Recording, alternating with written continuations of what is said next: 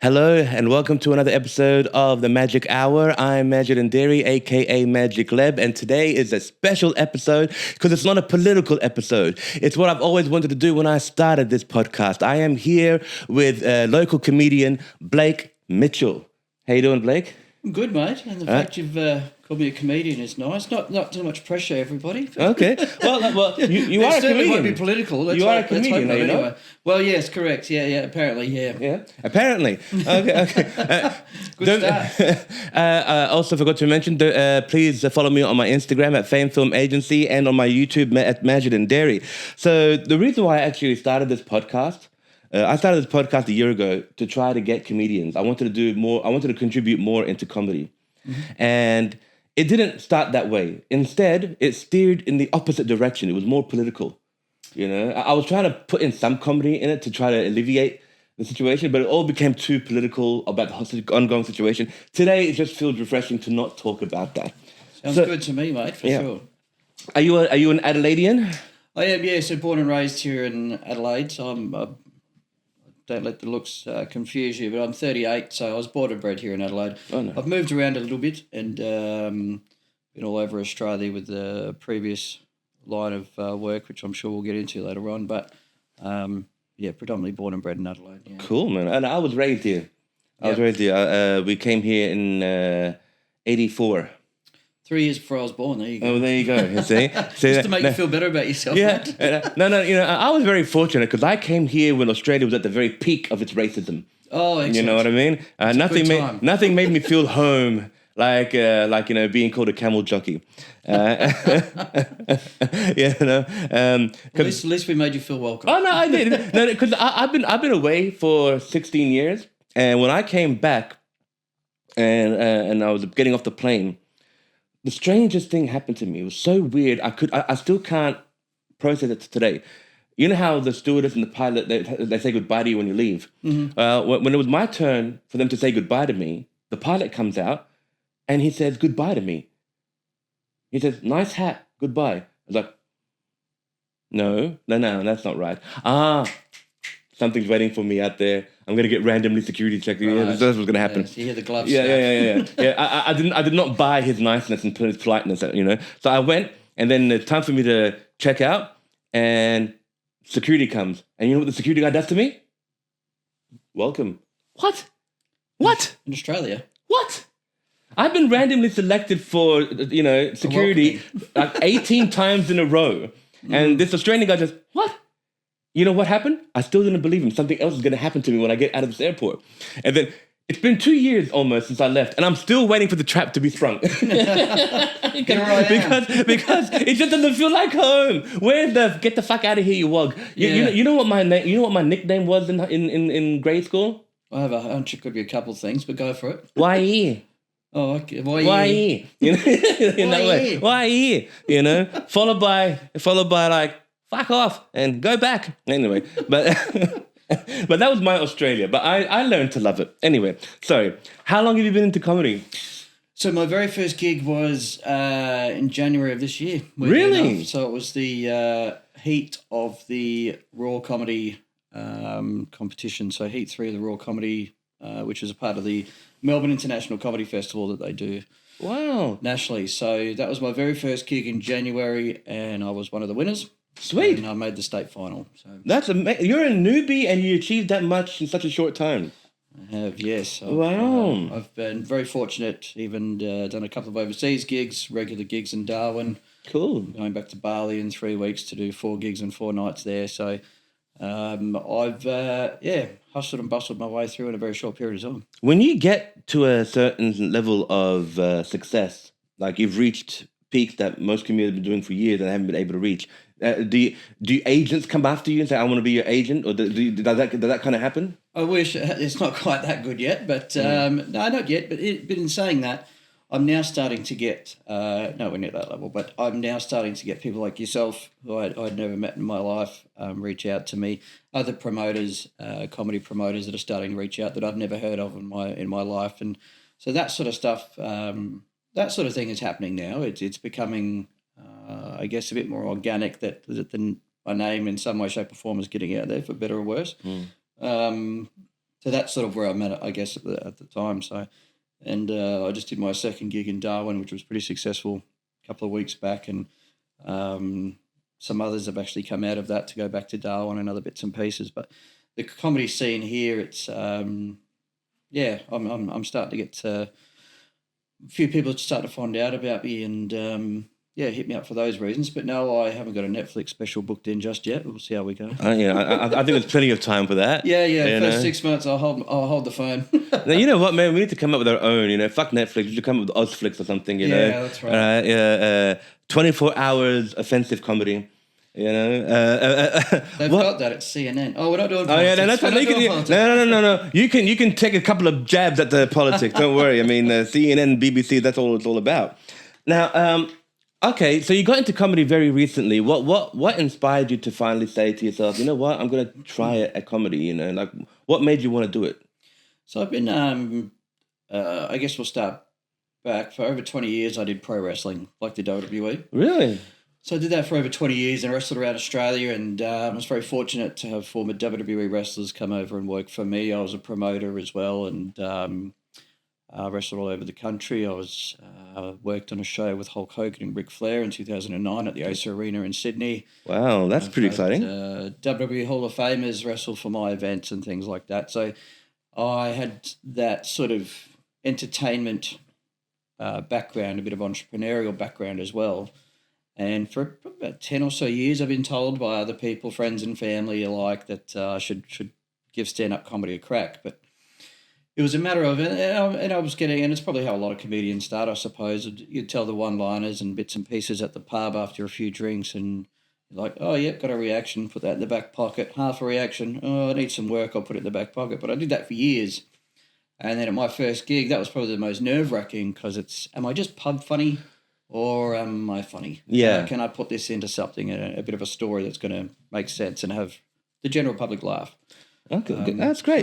So, yeah. So you were no stranger to being in front of a crowd by doing the wrestling thing. No, and sometimes no crowd. But yeah. But the thing is, you weren't afraid to just get out there. Correct, and I think that was a big part of how I've done relatively well so quickly, is because I already had that stage presence and confidence. Okay. So I have that. It's just a matter of getting my writing. That's really what needed to sort that out. But I knew from day one, once I had the microphone in my hand in front of a crowd, I was comfortable. That's great. It's backwards for a lot of other people to get into comedy. It's like, oh shit, what do I do? I'm nervous in front of a crowd, but chuck me in front of the people and I'm good to go. No, that's great, because a lot of people, everybody in a group had that funny friend, that would always make you laugh, bust the gut every time. But can they kill it? Can they do it? Yeah. On stage, carrying a mic. I don't know how many comedians have just, were just funny with their friends and they became successful, or they bombed. I mean, I'm sure the ratio is probably, 60-40 or whatever. Because saying that, there's a lot of comedians I've met already briefly that generally in conversation aren't very funny people. Oh, no, okay. Which has thrown me off. There is some. Yeah. But I also put that down to whether it's you have quick wit or good writing and storytelling. I think there's lots of different types of comedians as well. I was a class clown. I was funny. I was still funny with my friends. And then I went through a deep depression because I did something what no man should do, and that's getting married. Yeah. Just don't do it. I'm hoping you have better luck than I do. Like, how they say when it rains, it pours? Yes. Oh, my God, did it pour? Yeah. I just wish I had a freaking boat, all right? Because I had lost my job. The COVID started to happen. My kid, who was like 4 years old, got very, very sick. And my wife was wanting to leave me. And I was about to lose my apartment. All this was happening at once. Perfect. All right. Good timing. Yeah, perfect timing. And I got angry. I got pissed. And I said, and then I just saw on Instagram this place is doing comedy. I said, yeah, my life's a fucking joke. I actually wanted to name my skit "My Life's a Fucking Joke," but I just went there and I just, what it was? I didn't feel like I was doing comedy more than I felt like I was talking to a crowd of psychiatrists. Yeah, I was just like letting out my problems, and these doctors were laughing their asses off, either at me or at my problems. I don't know what they were laughing, but they were laughing. Mm-hmm. And when the set was over, I felt so relieved. I felt like at ease. I felt like Yeah. comfort for the first time that I never felt before. And I was like, wow. I started getting hooked. I need more of this. I need to have more of this. Bit of a drug. It felt like a drug. It Yeah. really did. This is my Prozac. Yeah. You know what I mean? This is my Viagra. This is Yeah. everything for me right now. Yes. It turns me on. It makes me scared. It makes me want to do it again. That's and right. makes me think, shall I or shall I? Ah, fuck it. I'm going to do it. All right? The only time I go far longer than I should. And I don't care if I cough and feel like shit. I'm going to do it because it's going to make me right. feel do it. And I've been into it ever since. And it's just, it hasn't felt so... Never felt so great in my life than doing that. And I proved to myself, I'm not just funny with my friends. I can be funny. Yeah. You know? Yeah. And I made that distinction. I can be funny. Because Yeah, that's right. I've been watching comedy since I was a kid. Yeah, correct. Same. For the love of God, I used to mimic and do Eddie Murphy impressions at school. The Raw and Delirious. Yeah, you know what I mean? I used to do that stuff. And then when he talked about Richard Pryor, I started listening to Richard Pryor. Then when Yeah. Richard Pryor was talking about Red Fox, I started listening to Red Fox. When Red Fox was talking about somebody else, I started listening to that go guy. back and back trying and to back. find that evolution. You know what I mean? And you start to get a development of how comedy is done. And sort of evolved and Yeah. yeah. I mean, there is a lot of work that goes behind it. I used to write my material in pages and try to memorize it all so I can like deliver it like it's a play. Yes. You know, but when you get on stage, you do forget a few. You know, you can't 100%. remember every single thing you wrote, and you forget a few. No, I'm going to put that down to being smashed in the head with steel chairs in my wrestling Oh days. God! But if we've all done it, then maybe it's not just me. When you write your material, do you actually write it down and like rehearse it, or do you get like or do you just like make points like I want to talk about this subject and I want to talk about that subject, and then you remember what you want to say as long as you know what subject you are up what you're to. on. You know what I mean? Look, again, I'm only a cup of coffee into it, but already it's changed. So, and from even my wrestling days, wrestling is fake or choreographed. It's certainly not, but there is a way that things are done. And even back then, I was one of those guys that didn't like to plan my matches before they happened type thing. We called it in the ring because my memory is relatively average. And so I thought when I first started doing the comedy, I could just essentially dot point it and just think of those areas. But I was getting away with that for a couple of gigs, and I was like, it's sort of... Then I started watching some of the headliners and the more experienced comics. I'm like, yeah, friends and family are saying I'm doing really well. I'm like, yeah, thank you for that. But that's not... I need to hear that constructive criticism from people that understand the industry and have been doing it a while, because I'm missing something. And I put it down to my writing, and the set I've been running with the last probably couple of months, I'm relatively proud of, and it seems to be working quite well here and interstate. And I spent a lot of time writing that, and it is almost word for word, but that's not how I remember it. And I did rehearse it. It's a 5-minute set. It's a type 5, but I've also got my other dot points. So essentially the set is about putting myself down, my wife and my children, essentially. But I have bits that I can add on from my previous stuff to drag it out to a 10 set. So although I have that type 5 almost word for word, there is the other bits. Once I'm on that subject, it's like, yeah, bang, I can drop this in here to extend this. But I do everything I can not to remember word for word because it drives me insane. Okay. Well, no, everybody had their process. Yeah. You know, I mean, like, I admire how anybody works, you know, and not everybody can do the exact same thing. Like when you watch comedy specials like Jim Jeffries or Dave Chappelle or whoever, they do it so naturally. It's as if they didn't write anything at all. It just looks like they're just getting on stage and talking. But at the end, when you see the credits written by either the comedian or the comedian and somebody else, Correct. Right? And it makes you think, okay, now how do they prepare for this show? Do they write it like a year ago and they've been practicing for a year to finally get it right on stage because it's a special and it's going to be filmed live or whatever? Yeah. You know, you only got that one shot to actually make it look like. And quite often, once they film that special, they've done that. They've been on the road for 20 or 30 shows before that special. But it is one of those, and especially an hour. Yeah, I mean an hour's a long time for comedy, you know? Yeah, that's a long time. 5 or 10 minutes is a hard gig. And that's the longest I've done so far. 10 minutes? Yeah. The routine in Bahrain was 7. Yeah. 7 minutes was your spot. When I came here, they said you only got 5 minutes. Oh, really? I mean, I know that 2 minutes doesn't sound like a lot. Yeah. You know, but I mean, some of the men's best work can be done in just 2 minutes. Oh, you know, sometimes far so quicker. so that extra 2 minutes can go a long way. It certainly can. And my very first performance here at the Rhino, I got cut off. Oh, really? I was killing it though. Yeah, I mean, you can watch the video on my Instagram. I was killing it. I had the audience in the palm of my hand, and the last 2 minutes was my closer. You know, because there was a little joke that kind of wrapped everything up, Yep. and I got cut midway, and I was like, "Fuck!" Yeah. And I was pissed. I mean, like I was new here, and I didn't really know the whole rules. And they said to me that you got 5 minutes, but it's flexible. You can go a bit longer. I thought 2 more would be enough. Yeah. But they cut me like 5.5 minutes. Like they gave me 30 seconds of flexibility. I wasn't too happy about it, but I killed. I was happy with my performance. I just wasn't happy the way it ended. But I got the chance to do the exact same routine at another place where they gave me 10 minutes. Okay, so you can take your time. I said I got 7 minutes. But the guy said to me, you know what? All right, 2 comedians didn't show up. Take your time. Yeah. Oh, cool. Yeah, I had that in my last 2 gigs, which is nice. You know, and it just felt so much more comfortable on stage. Yeah. I could take my time telling the jokes. I didn't have to speak very, very, very, very fast. Yeah. You know, to get through them as quickly as I could. Anyway, do you have any favorite comedians? I do, and it changes all the time. So and I'll get like so many people come up to me, friends and family or whatnot, and whoever else, like, oh, who's your favorite comedian? Like, oh, who are you watching at the moment? Have you heard of this person? And to be honest, I try to watch it, especially if I have a show coming up or a gig coming up, I try to watch less comedy because my theory is I don't want to accidentally steal something. Oh, yeah. So, I mean, and whatever works for everybody else. But I guess at the moment, Anthony Jeselnik, Yeah. his style and the dry, Savage. dark, that's Savage. my style of comedy. I was always brought up, like I couldn't stand English comedy. In recent years, I'm a big fan of Ricky Gervais, Jimmy Carr. Just again that dry, dark humour.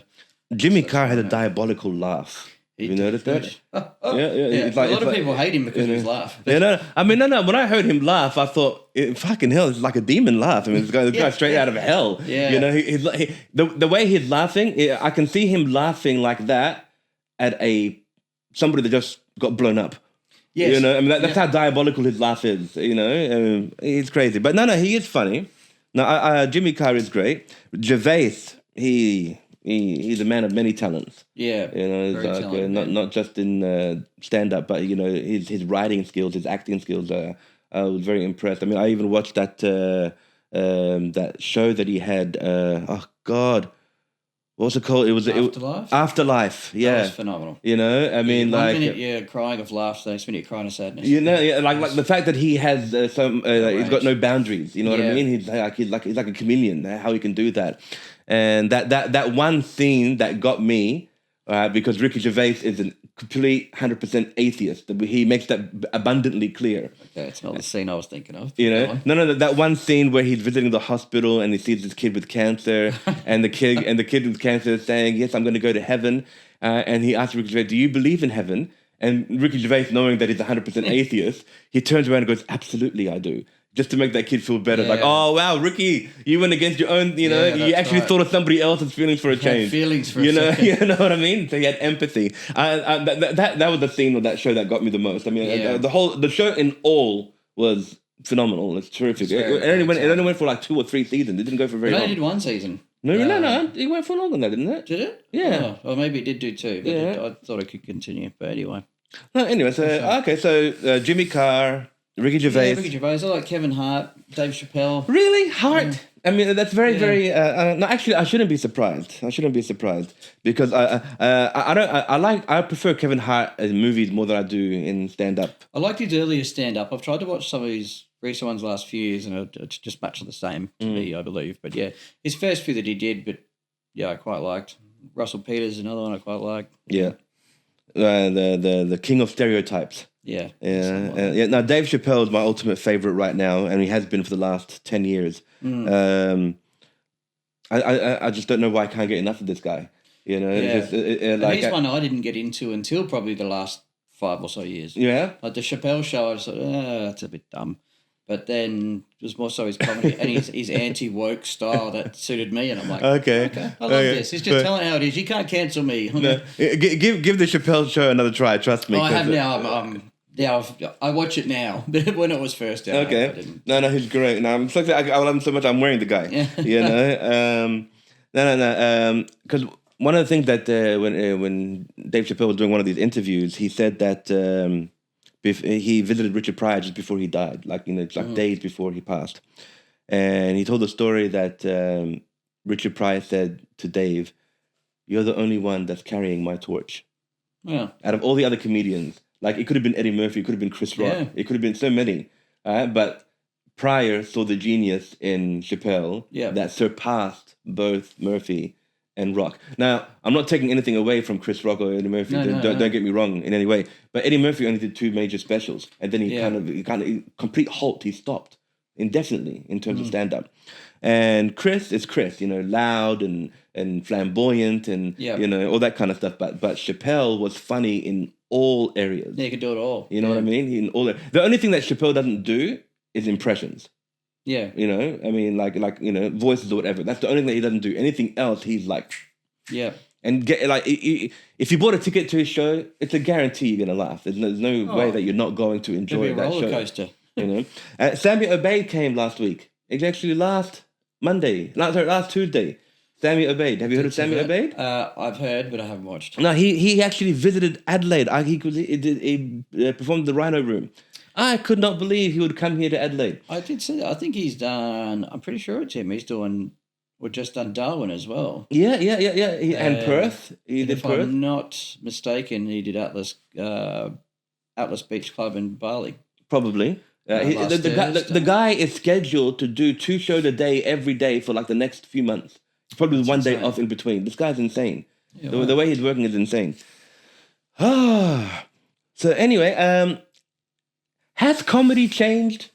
Do you feel like comedy has changed? Like what I mean is like, do you think the people's mentality, their sensitivity has put some kind of stronghold on comedians of what they can say or what they cannot say? I think to some degree it has, and that's why I like the ones that don't give a shit. But can you find many venues that don't give a shit? No, and that's as I've got into this, I've got into the comedy. I have a decent real job at this point in time. I'm not in this to become a full-time comedian. If it happens, awesome.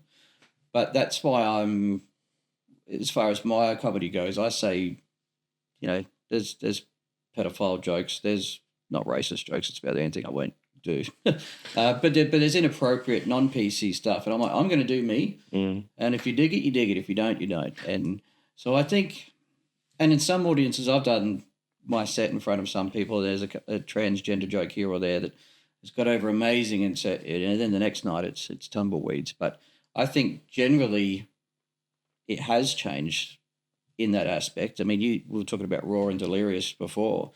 I mean, it'd be tough to get away with some of that stuff now. But in saying that, see Jimmy Carr, Ricky Gervais. But, yeah. So that's the thing. What I hate the most is when people say, "Oh, you can't do that anymore." I mean, you can't do that anymore. So why can't we do that anymore? Yeah. It was successful once. It can still be successful today. Agreed. Now, you're saying that you don't do racist jokes. But the thing is, what is constituted as racism today? Well, like, the thing is, everything is racist. Like, you can't say anything these days. Like, if you were to talk about a person who's black, and you say, are you talking about that black person? People are saying, you can't say black. Yeah. Fucking guy's black. You know, like what I'm saying is, the term has been thrown around so easily. Like, they forgot what racism actually is. And I agree. And in saying that, I do some racism. If someone calls me a ranger, that's a racial slur. Is it? What, a ranger? No, that's what I throw out just to sort of take the piss out of it. But and that's another sort of why is there this line? The line was here before. Now we've brought it back, and for what reason? Because people are getting upset. I mean, and that's the other thing. It's comedy. We're there to have a laugh. If you don't laugh, you cry. You're supposed to make fun of certain things. It's supposed like Russell Peters gets away with it every single day. 100%. You know, and people are loving his show. And I mean, like it's gotten to the point where it's become so ridiculous that they got rid of Apu from The Simpsons. You do know that, right? Is that really? Do you know Apu from The Simpsons? Yeah. They got rid of him because he was voiced by Hank Azaria, a voice over artist. He does voices for a living. So Right. he can. So, but because he was doing an Indian voice, they found it racist.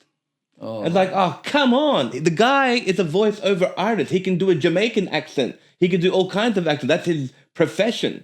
But yet we can't put little people in movies where little people can get a role because that's, that's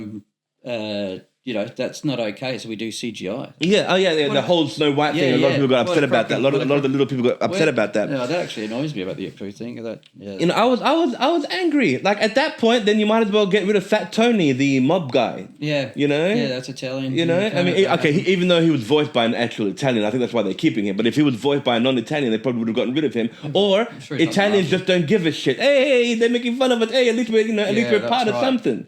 And what really was the most upsetting is that Hank Azaria, who voiced Apu, actually made an apology.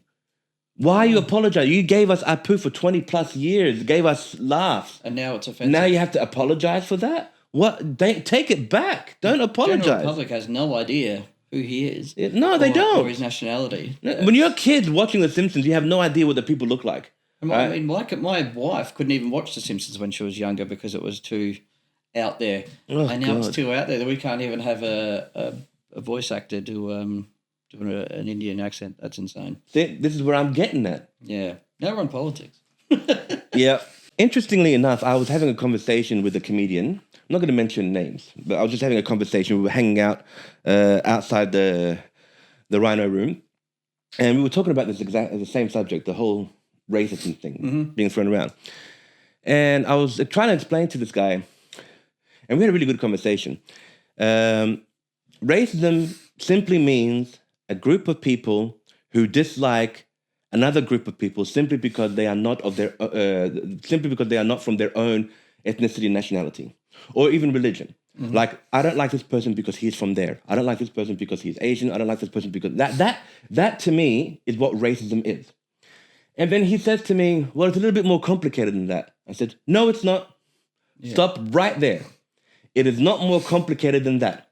If I don't like you because you're an Australian and I'm Lebanese, and I don't like you because you're Australian, that makes me a racist. Yeah. Simple as that. All right? There is no other way around it. Yeah, like if you made fun of my food, I don't find that racist. Maybe a stereotype. Maybe it can be construed as racially insensitive, but doesn't make you a racist. Being a dick. What's wrong with being a dick? Right? Like from now, dicks are scared. They're going inside now. Yeah. Right? Dicks are so scared to say anything, right? Because they don't want to be called racist. Correct. Right? I feel the people that have done this, for the next 30 seconds to 1 minute, I'm going to be a racist to you. Okay. All right? Okay. I believe that white people fucked racism up. This is a white person invention, and they fucked racism up. You know how? Because white people got so sick and tired. This is my own theory, by the way. I feel white people are so sick and tired of being called racists that they have determined that they've taken it upon themselves to determine what they think should be racist, so that when non-white people cross the line of what they think is racist, white people can finally start calling non-white people racist, which actually makes them more racist. That's my theory. Gotcha. For example, you can't use the word black. No. All right? You can't, okay. Asian is fine, white is fine, but you can't call somebody black. All right? We're still having a debate if Asian is there. You know what I mean? Right. It's like they are making a book on what they think is racist. Like my son loves anime. Yeah, so does my daughter. And he imitates it all the time, And he went to school during recess and lunchtime. He was mimicking one of the characters. And they were doing, and obviously he was trying to mimic a Japanese language or whatever. A teacher stops and says, "You're being racist." What? All right? And it goes, "Why? You should not be talking like that." But I'm just copying this character. No, that's racist. Don't do it. My son came up to me and said, "The teacher, who is this teacher? I need to speak to this fucking guy." Yeah. All right? He's mimicking somebody. Now, like, remember when the kids used to do the slangy eye thing? Yeah. All right? Now, as kids, you don't think that's racist. You're just making fun of somebody. It's all in good fun. It didn't mean that kid that did that actually hates that Asian person. No, it wasn't, yeah. You know what I mean? He didn't hate where he came from. Wasn't being malicious about it. Yeah. You know what I mean? He was just making fun. Okay, like I said, it could be racially insensitive, and these kids don't know what it is they're doing. But to call them racist, Yeah, it's a that, big that call. that that's where I'm getting at. All I just said to my son, fuck that teacher. He doesn't know what he's talking about. Yeah. Okay, do what you got to do. It's And next like time, doing an American accent, which I did as a kid. Is that racist to Americans? exactly right. You know, if you do a redneck accent, for example, even Yeah. that to like that, the really stereotype, the ones from Mississippi, Jacksonville, all that kind of stuff. It's just good fun. If you hate these people because of where they're from, that's malicious where the intent. racism starts. Correct. I You agree know? with you. Yeah. Right. So and this is what I couldn't communicate to this guy. I couldn't get that through his head no matter how hard I tried. I have had another comedian that said to me, "This guy's right, man. That's all that it means." And this guy just could not accept it. He was trying to go around it. He was debating me on what racism was. And I was like, "Dude, you're white. You can't tell me, well actually you can tell me what's racist." You know, but you can't tell me it's complicated. You invented this shit. It's not complicated. that's right. You know, you're getting complicated out of your own invention. You know? I mean, so the point is, we should be allowed to say whatever the fuck we want on stage, out stage, whatever. That's why I don't know if you know this about me. When I was doing comedy in Bahrain, the comedy scene kind of stopped for a while because there were not many gigs and everything shut down. So I started doing sketch comedy. Right. I started making sketches. I took a page from Dave Chappelle. Yeah. You know, I want to do sketches. They're probably not going to be anywhere near as good as what he can, but I'm inspired. And a lot of them were racially involved. Yeah. And they were received well. I did watch your trivia one. Was Saturday Night Live one? The Let's Get Trivial. With I did watch Paul that one before I come on. Yeah. Paul the Black and Ali Dan. That was Yes. my second or third sketch I've done since I've been back in Australia. The other 40 plus sketches I did them overseas. Where I had access to Black Americans. Yes. You know, I had real Black Americans. Now Paul the Black, God bless him, he can't do an American accent because he's not American. You know, but he did pretty well. I gave him credit. And the thing is, when I gave him that name, nothing. He just said to me, "That's funny." You know what I mean? Hallelujah. That's funny. That's funny. And it came from a black guy. Right? Yeah. There was another black comedian here. Again, I don't want to mention names because I don't want to. He liked the sketch, but he said, "Can you remove this word? Can you remove this word? I can't be called this word." Okay. All right. Because I'm a part of this thing, and I might get in trouble. I said, no problem. Fair enough. And this is the time where I didn't have somebody else who can play him. So I said, I guess you know what? We'll say the word, but I'll just censor it in the edit. Yeah. You know, I'll put like a blur over the lips and the beep sound.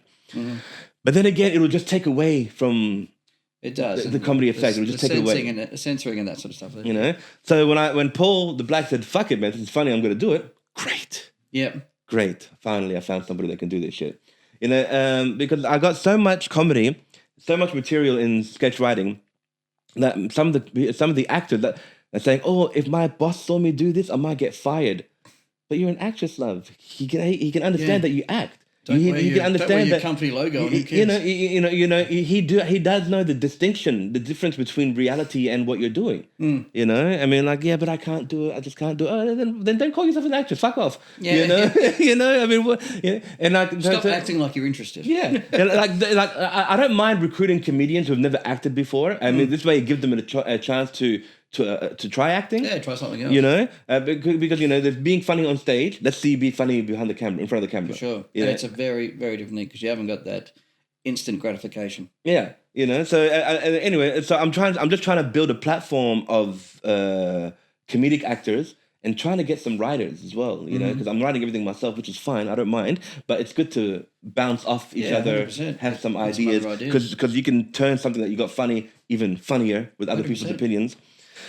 So yeah, but do you feel has it affected you in any way? Did you feel any restriction in certain places that you went to perform?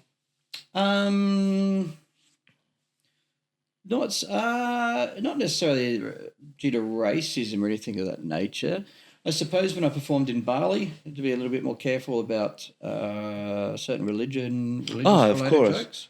See, that doesn't fall in the lines of boundaries per se. Like I don't feel it does. Like when I was performing in the Gulf, just don't make fun of their politics. Yeah, You know? you just be mindful of where you are. You would still want a reaction. There's no point in trying to get that shock jock comedy. I mean, you can make fun of it to an extent where you're kind of scratching the surface, but it's not. But you're not insulting it. Yeah, right. You that's can get right. away with it that much. You know, like being in a Muslim country, I could make fun of Islam, but to a certain point. Yes. You know what I mean? Not to the point where it would actually offend. You know? Yeah, you're not. You're having a sort of a laugh with it, not taking the piss out of it. Almost, You know, I think. like I did something like I want to be a Muslim because when I die, I do want those 72 women. You know, Yeah. like something like that was Yep. the line. You know what I mean? You couldn't go further than that. If you were to go further than that, then they might say, "But I got laughs from the Muslims that were there. They thought that was funny." Yeah. You know, And that's good. That's good that crowd understood that. yeah. And It they went there, really comes down to delivery. You know, it comes down to delivery and how you say it. You know, and you want to make Muslims. If you got a Muslim crowd, for example, you need to make them feel comfortable. Just like all crowds. Correct. But when it comes to that kind of sensitivity, you know, I mean, they would laugh at absolutely almost anything, right? But just stay away from that kind of politics, done properly, yeah. right? And then you're golden. I mean, look at even Russell Peters. You know, that Jeff Dunham guy. Yeah. You know, he's got Ahmed the Dead Terrorist, which stereotypes Arabs in a massive way. But everybody in Dubai and Qatar and Bahrain love him. Yeah, you know what I'm saying? You see the special where he changed the name of it or something? Yeah, but they still did it. It was good. You know, so but but what I'm saying is like, you know, even though there may be some restrictions, it doesn't stop you completely to do what it is. Just be more creative about getting the joke over. Being more innovative. Yeah. You know, and that's exactly how it's supposed to be. I guess the closest I had to that was there was it's a very, very light sort of trans joke, right? And it was my first gig in Darwin, and the host, again, I won't use names either, but to set up the show, he's like, "Oh, has anyone got kids?" Actually, I will use his name because it's a very clever joke and he's very talented. Bryant Clark in Darwin runs top floor comedy in Darwin. If anyone's up there, check it out. Anyway, to open the show as the MC and the host of it, he's like, "Oh, has anyone got any kids? Yep. How many you got? 2. Cool. How many have you got? 4. And he's like, "Oh, 1 of each." You got to laugh. I was like, "Okay, cool." And that's as far as he went with it. I was like, "All right, mine is just as subtle as his." So I'll make it short.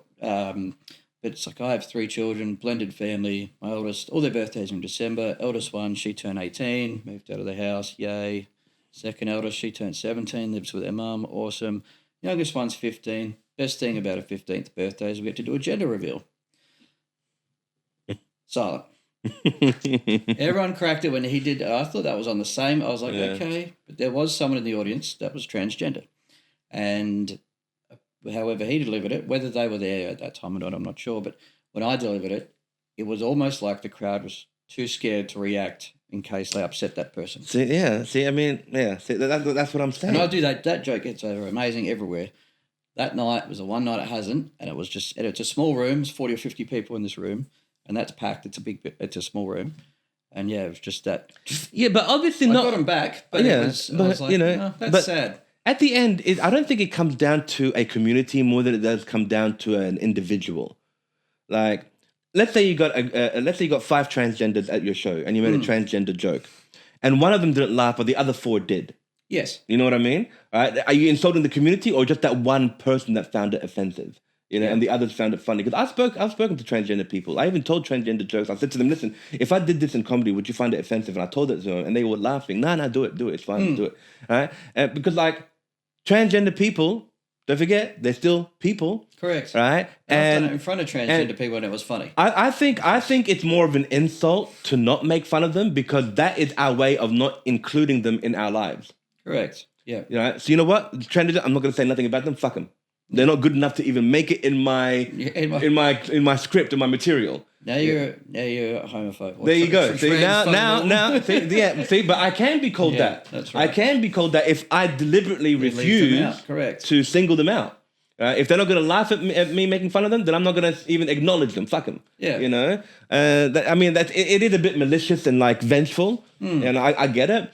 But like but they have to be part of the crowd. If they're going to a comedy club, you got to be expected to be made fun of, or to hear jokes that make fun of things that you're sensitive about. If that person laughed, I'm sure everyone else would have been fine. Yeah. I'm not saying, it was a joke for everybody, and maybe no one did find it funny regardless. But the joke's got over. Everywhere else I've done it in front of trans people or not, it was just. And then I managed to bring them back, but that was that one time. It's sort of like we're talking about just edging on the line. I didn't think it was that bad. Yeah. I didn't think it was too offensive, but it is what it is.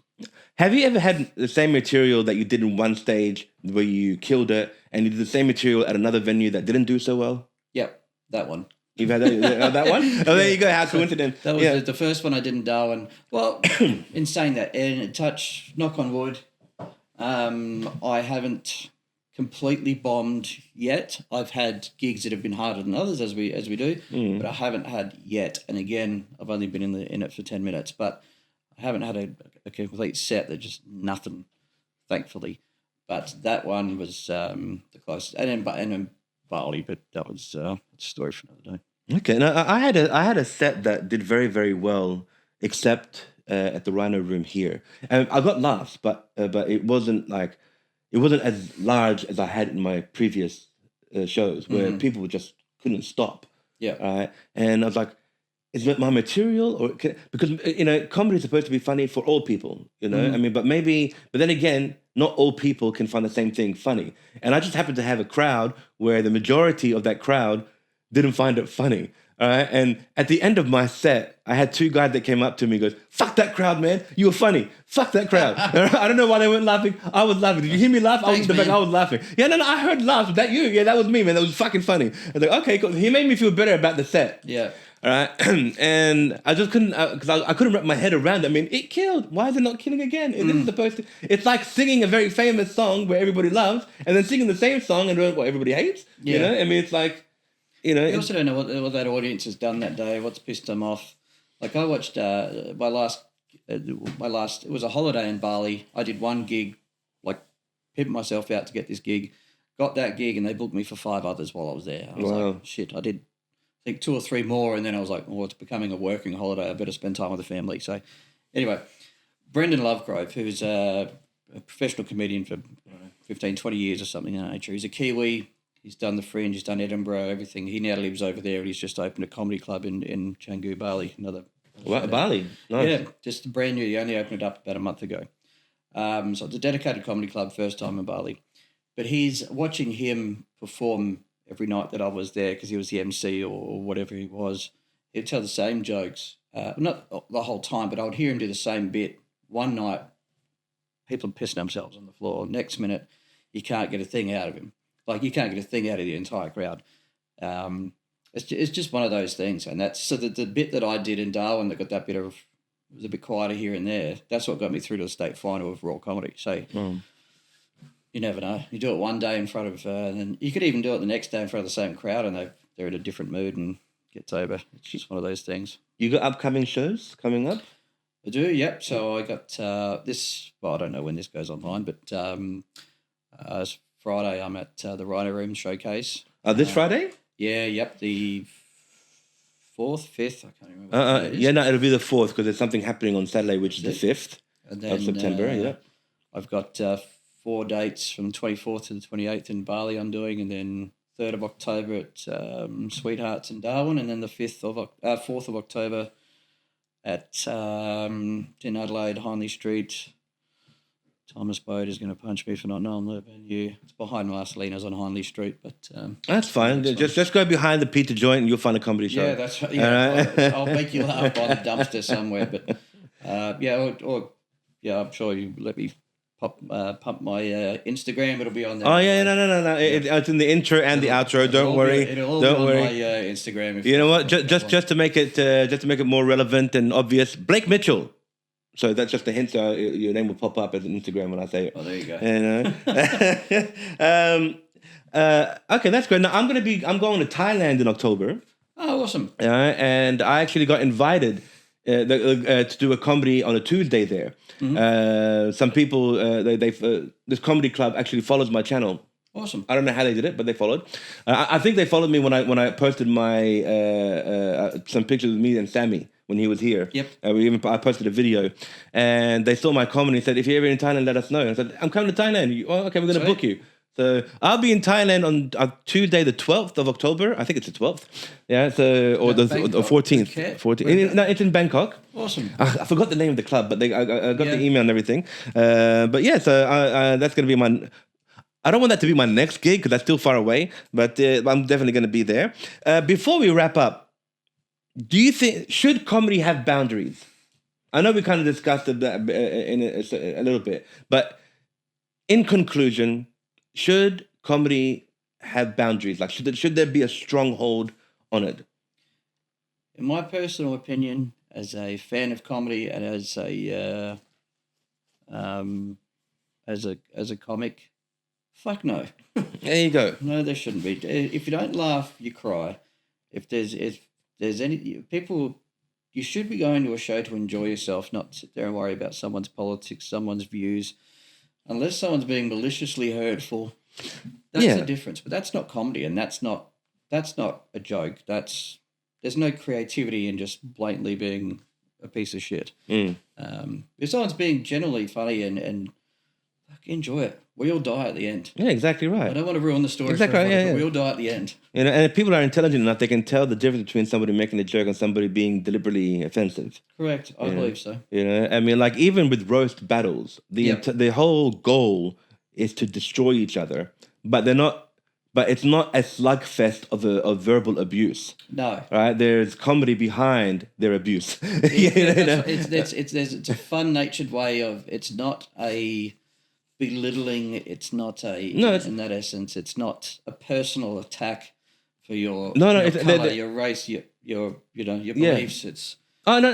I don't think it's personal, but it is savage. Oh, 100%. And there's a difference, I believe. No, there is. Like one of my favorite roasts I've heard was there was two. They weren't famous, but they were just doing roasting, and one of the guys said, I think his name was Tim. He goes, "Tim here, he loves One Tree Hill, not the show, but the place where his family used to hang black people." You know what I mean? So it showed that he was. Oh, now we're getting cut off. No, we're not going to get cut off. All right, but the thing is, like, okay, they made a reference to a TV show. Yeah, funny. They turned that reference into something sinister. Yeah, extra funny, which makes poor Tim feel like he was a slave owner, which was extra funny. All right, now it works on levels. But the thing is, right, like that's what roasting is. He's supposed to. But the thing is. That's how we said it. He didn't say, Tim, he likes to hang black people. Yes. So that's not funny. No. You know what I mean? All right. But that is just pointless and it won't get anywhere. There's no creativity. There's no creativity. It's not something that will make you laugh. No. But this one, like, where did that come from? Because I was into One Tree Hill. I love One Tree Hill. Oh, snap. Look what he did to One Tree Hill. Yeah. That's where the comedy comes in and you laugh. And it's okay to laugh at something malicious if it's funny. Agreed. To break the ice in one of my shows, there was I got up on stage and said, yes, hi, my name is Majid. Yes, I'm Lebanese. And yes, you're all safe because unlike most Lebanese people, I left my beeper at home. Yes, I did actually hear that. I watched one of your sets. Oh, you did? Yeah, you were there. So the thing, because that was just about how, Israel's put beepers, bombs and beepers and blew up a bunch of Lebanese people and whatever. That's where I thought you were going with it. Yeah, well, that was the point, all right? But, I turned it into something light and people, I got a lot of laughs, but I got a lot of, oh, snap kind of thing, you know what I mean? Yeah. I basically roasted myself. Which is just as good. Which is fine. I got the reaction that I wanted. Yes. So I roasted myself in a way. Just to break the ice and to get into the rest of the show. So, I also agree that comedy should not have boundaries. But, it all depends on where you are. Correct. But the thing is, in other words, chill the fuck out. Chill out. If you don't find it funny, just say, I don't find it funny. Don't get online and try to sabotage that person. Yeah. He said something that hurt my feelings and you should boycott him and don't watch him and whatever. Shut the fuck up. Yeah, I'm talking to you. You sensitive motherfuckers. Shut up and just enjoy the show or don't. Yeah, you just like in social media, we have opposable thumbs. If you don't like something, you don't have to comment. Just scroll. Scroll past it. That's it. If you don't like it, just scroll. Don't go. Because you're picking a fight with almost every single person you see, and that's exhausting. Learn to pick your battles. Well, Blake, thanks for coming, man. Absolute pleasure. I hope you enjoyed it. Thanks for having me. Hopefully you can get some real comedians on.